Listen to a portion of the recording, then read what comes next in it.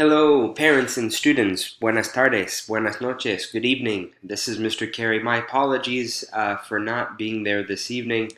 Held out for over 2 years and finally contracted the COVID-19 virus. So my apologies for being out tonight, but I certainly want to make good on this opportunity to not only introduce myself to you all, especially parents, but also just to share with you some highlights that I would have liked to have shared with you in person, and I regret not having that opportunity to do so. So first and foremost, this is our Canvas page.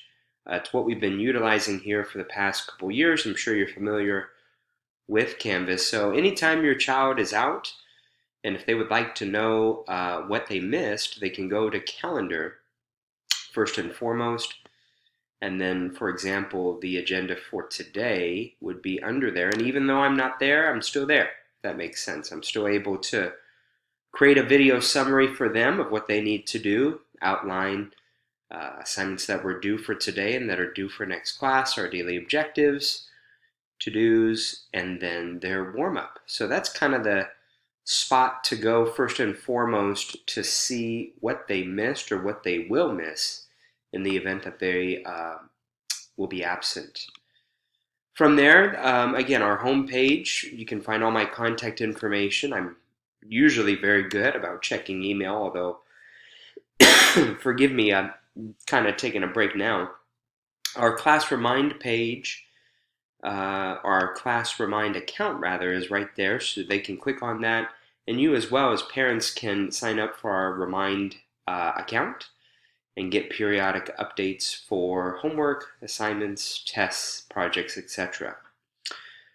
Modules is where they would go, where you could go if you'd like to see what your son or daughter is up to in our class. We've just concluded the intro orientation module where we got to know one another, assessed our prior knowledge of the Spanish 1 vocabulary and grammar, and did a little bit of exchanging, sharing of that prior knowledge, had a discussion about how to learn a foreign language, and then we watched a documentary last week on the increasing impact and influence of the Hispanic community in American culture.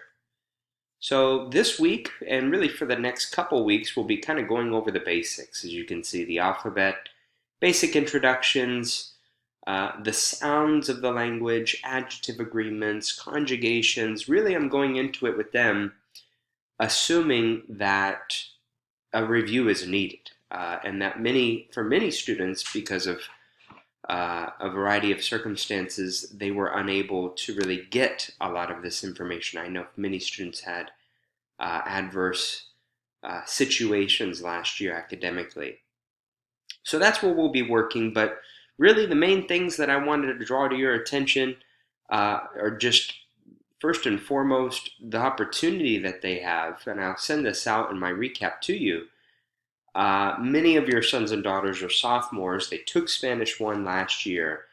I would encourage you to review with them the California Seal of Biliteracy requirements. We've talked about this in brief in class together, but this is a program started in 2017 on our campus that allows them to qualify as being biliterate in their home language and then in a world language. In this case, it would be English and Spanish. So this link here gives you some of the requirements, but I can just summarize them in brief. Essentially what they need to do is they need to take 4 years of English, which they'll all do to be able to graduate, and then they need to take 4 years of a world language, in this case Spanish.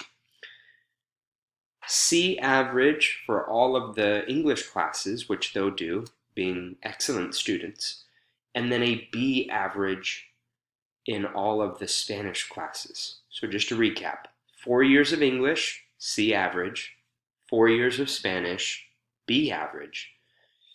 And in having done so, they will qualify for the California Seal of Biliteracy. It's a seal on their diploma certifying them as being biliterate. It's an excellent opportunity to make them more competitive in college or as they apply for college, to anything that they want to do after they graduate. Want to get in the trades, they want to start their own business in the medical field. I think you parents obviously can understand and appreciate the value of being proficient in another language. I don't need to sell you on that value, but if you could help me sell them on that value and really just consider that as an opportunity as they sign up for their classes for their junior year here just in a couple months, if you can believe that. And then really just about me, your sons and daughters have already gotten to know me already, but I encourage you to take a look at the excuse me, welcome letter that I had sent out to you all, a little bit about my background, what I'm into, and my philosophy as a teacher. I've really evolved a lot in terms of the technology and uh, making our content more equitably accessed by all students. I've become a very compassionate teacher. Here I am right now, not being able to make it tonight, and just always trying to give students, as hard as it may be with teenagers, the benefit of the doubt.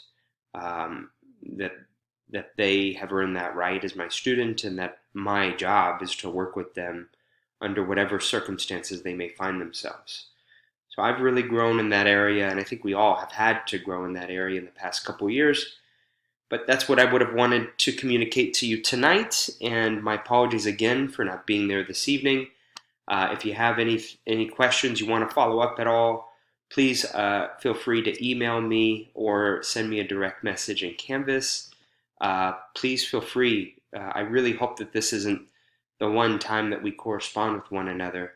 I really hope that we continue the correspondence throughout the year in support of your son and daughter's second language acquisition. So I hope you have a great evening, y'all. Adios.